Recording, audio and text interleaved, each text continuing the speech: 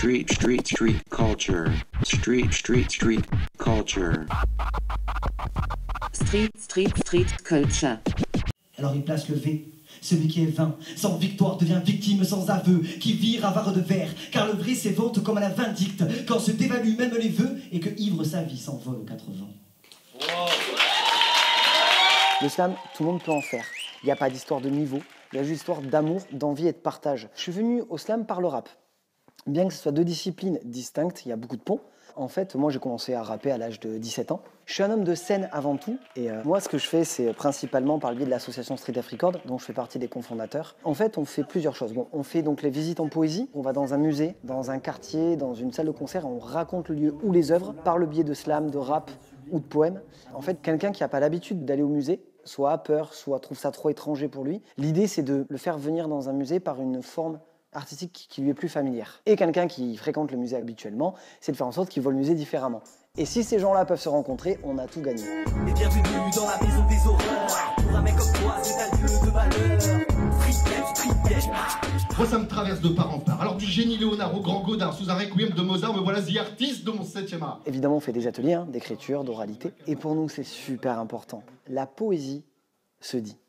Et ça, c'est essentiel.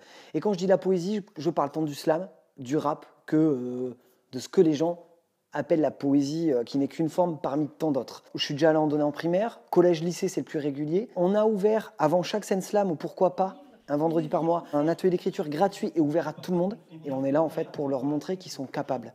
Parce qu'un des grands problèmes, c'est que les gens ne se sentent pas capables. La poésie est devenue une propriété privée.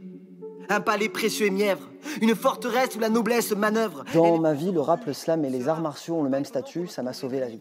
Ça m'a apporté donc de l'assurance, ça m'a apporté un réseau, ça m'a apporté du rêve et ça m'a apporté un métier. Parce que maintenant j'en vis. Et être artiste, c'est des connexions humaines. Parmi tous les projets que j'ai 3 formations musicales. Il y a les Apothicaires, donc avec Titouan, et Bugsy. Il y a aussi le duo avec Wanda. Et le projet sur lequel je suis actuellement en résidence, avec Wagal. Et en fait, l'idée c'est, on a le slam, c'est cool. Le slam, c'est a cappella d'habitude. Comment est-ce qu'on peut un petit peu le sublimer? Sortir les plus belles pierres, elle déclamera son dernier texte avec un ultime grincement, sûrement étouffé par ses pleurs, en maudissant tous ces menteurs qui lui volent son aubaine. On applaudit bien les artistes, et plus personne se donne la peine d'applaudir la scène. Ce que j'aime bien dans cette collaboration, c'est de m'effacer derrière plus Fred, en fait, c'est de l'accompagner en musique, parce que du coup, d'habitude, vu que je suis en solo, j'ai l'habitude de combler tout l'espace, en fait, de faire le rôle de plusieurs personnes tout seul. Ça fait déjà 2 ou 3 ans qu'on joue ensemble, et du coup, on a été beaucoup basé sur de l'impro. Mais là, on a envie de développer plus et construire plus les morceaux, et il y a plein d'idées qui vont et qui viennent. C'est 2 identités très fortes. Les mettre ensemble, c'est pas forcément facile. Et là, ce qui est chouette, c'est qu'on a le temps de pouvoir développer et de créer quelque chose qui est plus intéressant. Plus développé en tout cas, plus riche. Wagal est incroyable. Il bidouille surtout ce matériel, qui sont des loopers. Il a énormément d'instruments. Des instruments que les gens ne connaissent pas, comme les handpan, ou des instruments qu'on ne voit pas tout le temps, comme les kalimba, comme du didgeridoo. Et moi, effectivement, j'ai des textes qui sont souvent la base des textes de slam. Et très souvent, en moins d'1 heure, il arrive à me sortir quelque chose de très cohérent, très propre. Et on a vraiment une identité. On ne fait pas du rap. On fait pas du slam, on fait du spoken word, on fait de la musique pas habituelle.